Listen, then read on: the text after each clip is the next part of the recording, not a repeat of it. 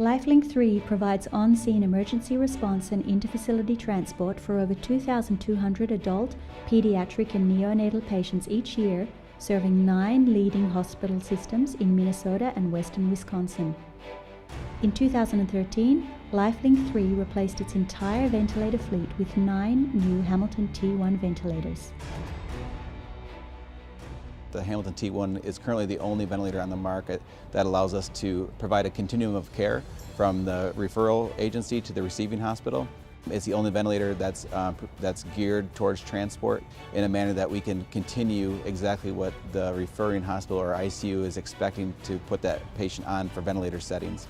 When we implemented the T1, I feel like the drastic change to our patients was that we were able to get on top of problems faster than our previous ventilator. The ability to have constant feedback and things like a dynamic lung and really nice flow and pressure graphs is that you can see changes breath to breath and trend them a lot better than ventilators that don't have a really nice touchscreen.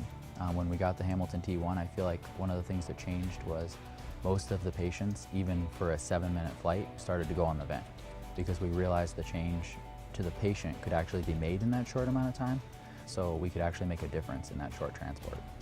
Obviously, one of the gross differences between the Hamilton T1 and the other manufacturers was a dual limb circuit, which was unusual in the transport environment. The transport ventilators have always been a single limb circuit, which kind of cripple our ability to monitor our patients in real time, meaning breath-to-breath metrics. You get so much info, breath to breath, that you can make faster, more accurate clinical decisions.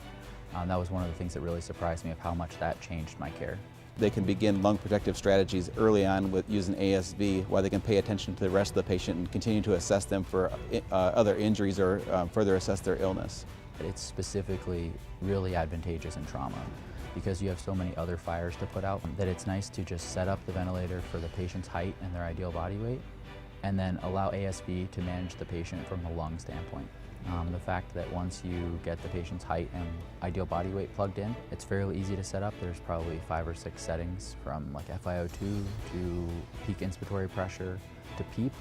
And once you have those set up, ASV does a really nice job of transitioning from assist control to SIMV to spontaneous all on its own based on the patient's work of breathing and their effort, and the fact that it's calculating thousands of times per minute exactly the patient's work of breathing, their respiratory status, their exhaled flow rates, their tidal volumes, everything.